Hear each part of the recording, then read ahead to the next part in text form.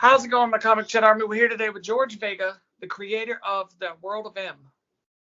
How you doing, George? Good. I'm doing great. That's good. So tell us, what was the inspiration behind the World of M? Okay. The World of M has a few different aspects of my personality to why it was created.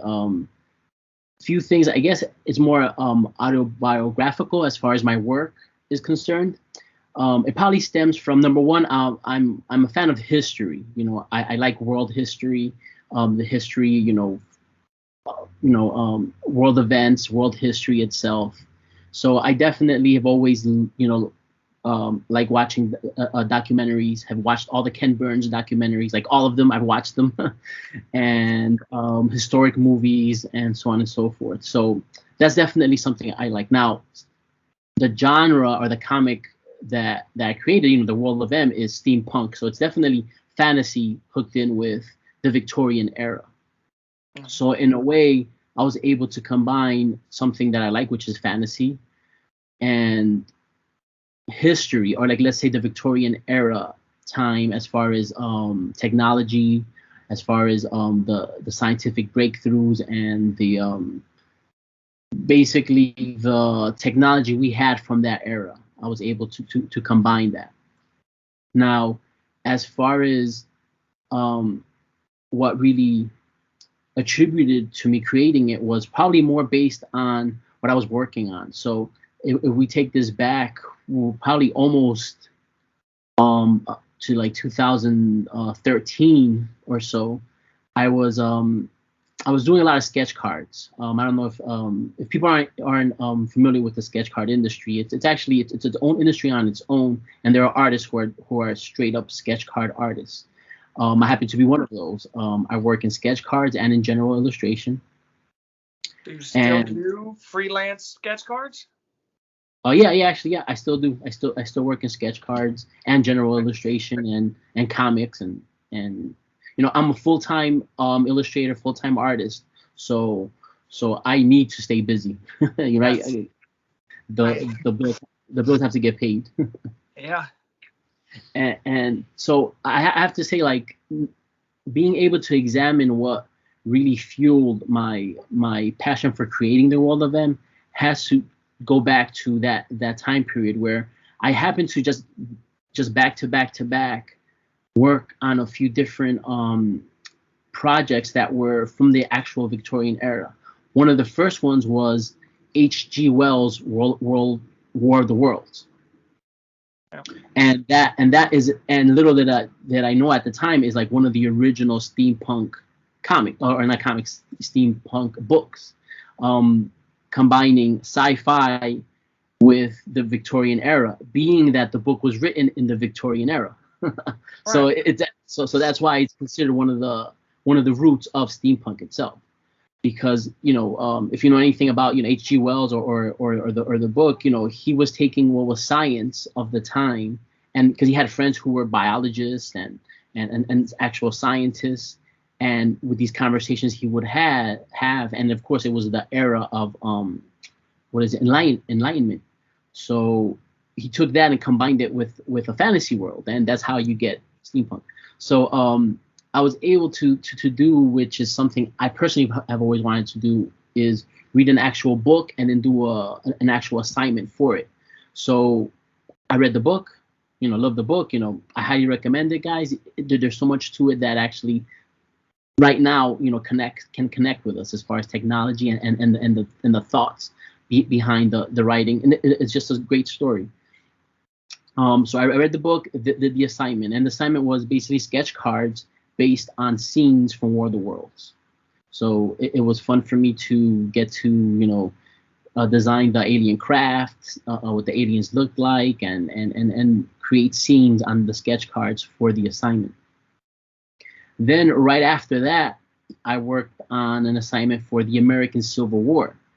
Now that was very much straight up, American Civil War, a fact-based, historic-based cards. So we weren't really supposed to or do anything fantasy wise, just more like tell the story. So the greatest thing I was able to find out was, I was actually looking into the weapons used, the guns, and all that kind of stuff, and really understand more of that of the weaponry from that era. And that kind of just unlocked more stuff in my head, I guess, created more of a deeper Rolodex of true Victorian devices and technology. And another thing where I was able to find out was that during this American Civil War, that's when the first submarines were created. The North and the South both created their own submarines that were looking for each other down the coast between Florida and South Carolina. Again, I'm getting very into the historic nitty gritty out into the woods. And that blew my mind. So I had to look up pictures. I had to look at. I saw these what these Victorian era submarines looked like, and it's totally steampunk. So that's almost like another notch in the Rolodex of things that just had my imagination turning. Then another assignment I got after that was Carnival.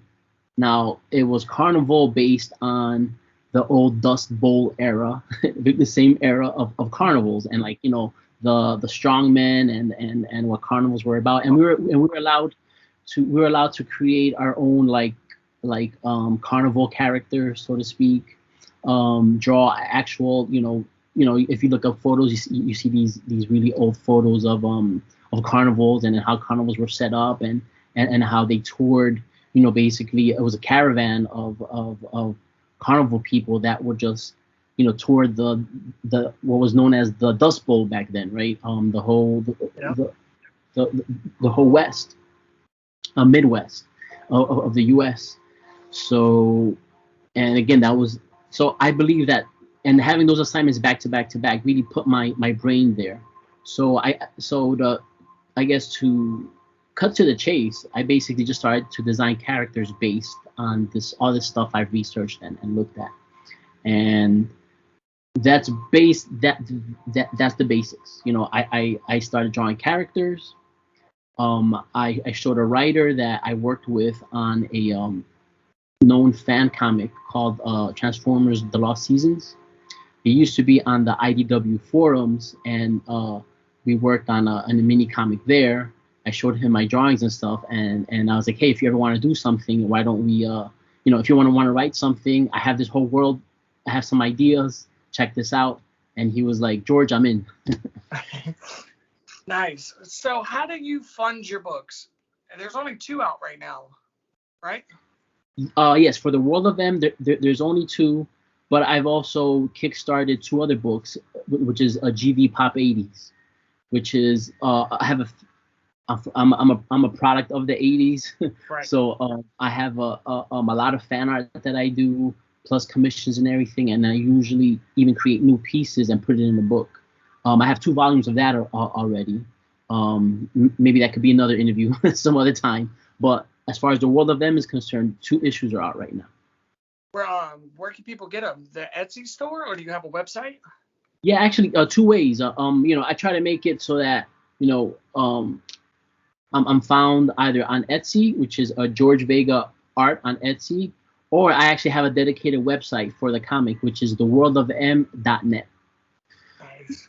The worldofm.net, you can go there. I actually even have a comic buying page where you can actually buy bundles.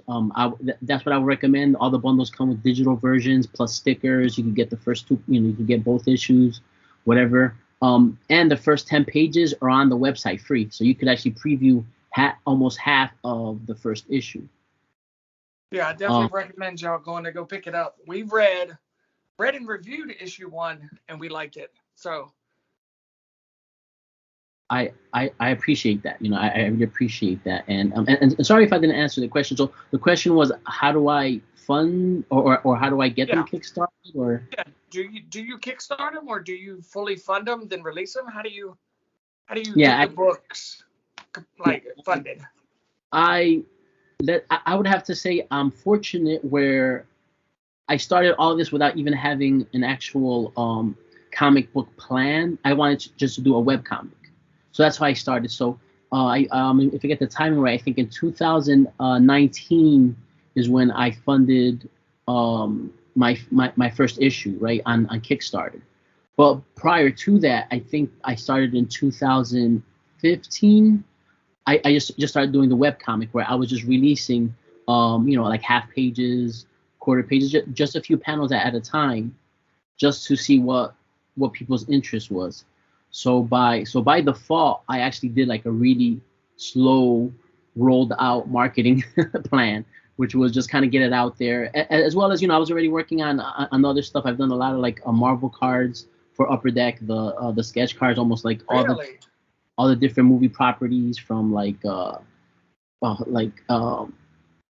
Avengers to the Age of Ultron to Ant-Man, Doctor Strange. Then I've done the Marvel Premiere products. I've worked on almost all the different Marvel products for Upper Deck, and these are all officially licensed Marvel products. That's awesome. I didn't know that about you. That's cool. And that's the thing in this world, or in when it comes to creating or just being a creative professional. A lot of times we need to have so many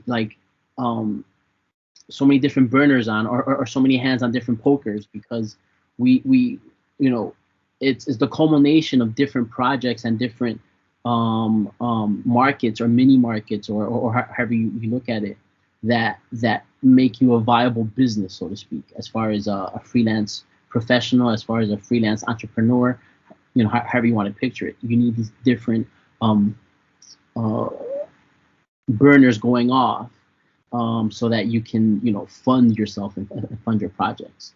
So doing all that stuff and kind of like talking about my comic kind of gave me a bit of an audience. I can't really say I have a big audience. I just have a audience. And so given that background, once I decided to make a full issue, I already had about half the comic already done, so to speak. So then when I went for the funding on Kickstarter, I was trying to fund the second half plus get a whole team, because I did everything for the first half of the comic: pencils, inks, colors, and lettered. I did everything. It's a lot of work, right? So I wanted to be able to hire a team, hire people to do the colors, letters, and letters, and actually pay my writer for his work, because he was working with me on this stuff, and we were both not getting paid for it. We weren't, it was just a vision, and I think most writers are more than thrilled to work with an artist who's willing to do the artwork. If they're willing, if the writer's willing to write, they could easily find an artist who's willing to do the work. And in this case, I'm more than willing to do the work. It's basically my vision, and I wanted the expertise of someone who writes and who is a writer to be able to take my story and put it in a format where it's a lot more enjoyable than I could possibly do. I can probably write a pretty good story, and I probably could have delivered a pretty good story. But I believe that working with someone whose their sole focus is on storytelling, the cutting up the story, the scenes, the different parts of, let's say, the vernacular of storytelling, let that person do that, because all that's going to do is add another layer to the quality of your product. So not only can I just focus on the characters I've designed, on drawing the scenes, I'll have someone who can make the story more compelling. Then I can have somebody color the pages. Then I can have somebody who actually put in the lettering and the story, his way, and then get a better product. Mm-hmm. And you got multiple eyes on it, so if there's a mistake, someone can catch it. Yeah, and and I try to do that as much as possible, and it works out. I can't say we're batting 100. There's been right. Sometimes there's like a word there like, oh no, that's the wrong word, or something that isn't perfect. But then when I'm like beating myself up about it, I have friends that tell me, hey, listen, you could pick up a Marvel book and there's going to be like one word spelled out sometimes. So it's all right. So really quick, art commissions. Are you open to receiving art commissions right now? Yeah, actually, I do commissions all the time. I am open. Don't The only thing what we do is I usually schedule them out because as far as the pecking order goes is my deadlines for my clients, for my commercial clients, those are first because obviously those are drop dead dates. So that's that, and then from there I work my commissions, and most people, I haven't had any problem with anyone waiting a few weeks for a commission. I always update the clients, so yeah, I'm definitely I'm open for commissions. I do commissions all the time, actually. Where can people get a hold of you? Yeah, best way is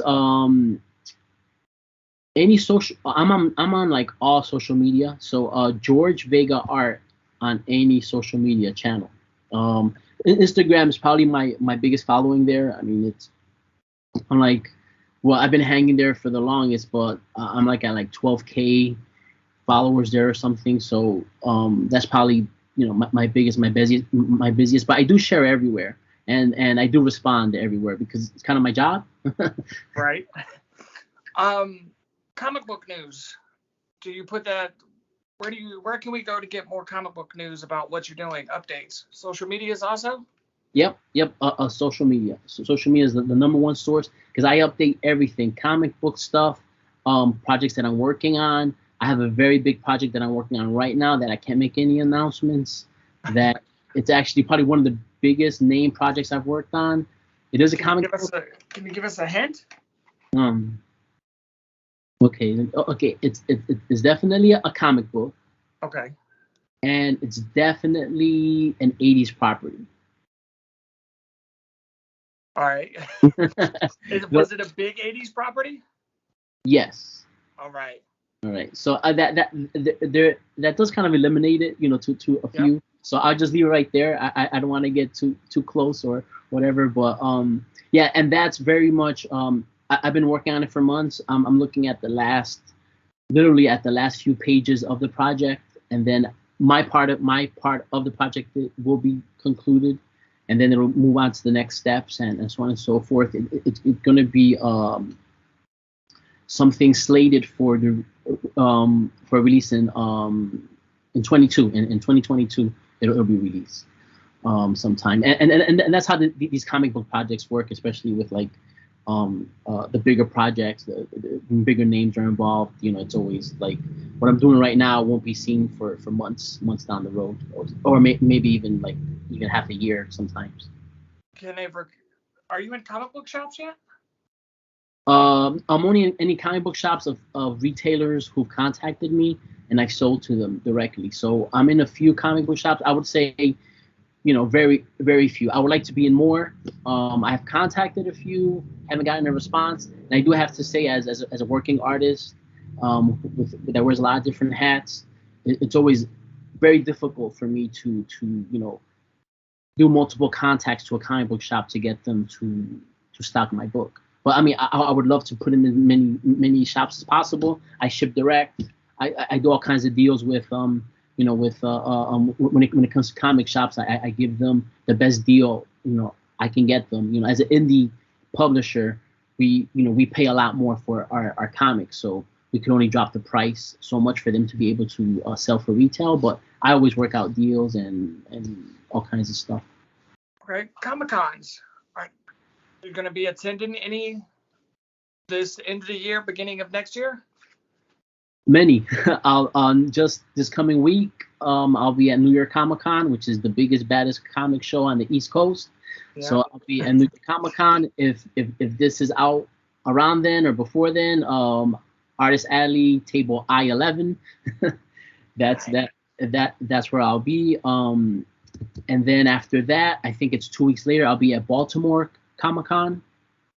I don't know my placement there, but I'll be in Artist Alley Baltimore Comic Con. Then November, actually have some time off, and then in December I will be at C2E2 in Chicago. Nice. So you're traveling all over. Yeah, yeah, I am, and I've been traveling since August for different shows.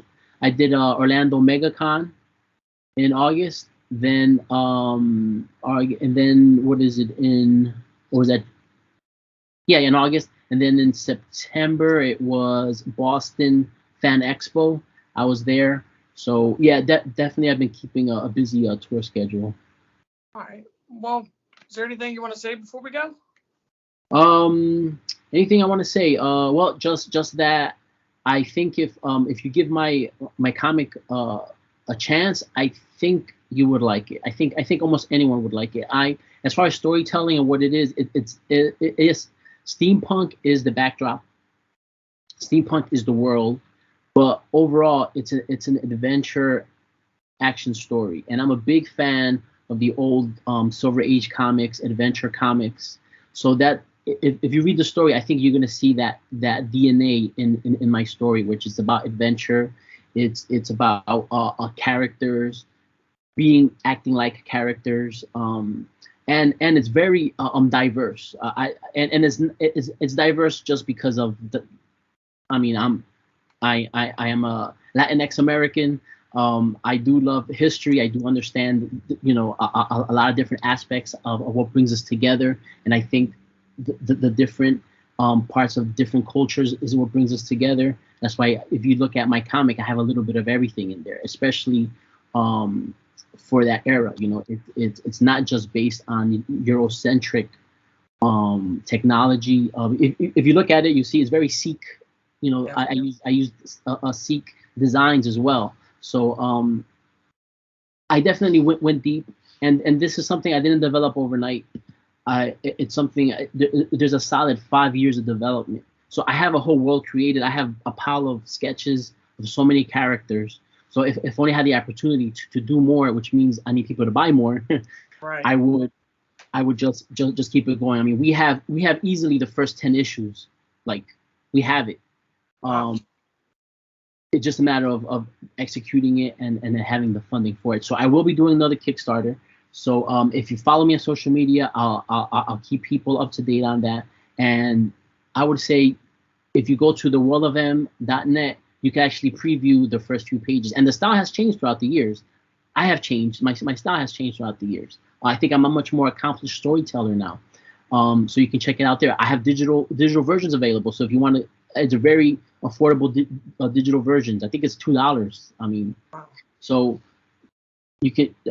I would say go to theworldofm.net. That way you can check out those first few pages and just give it a try. All right. Well, thank you, George, for coming to talk with us today. No problem. Thank you for having me.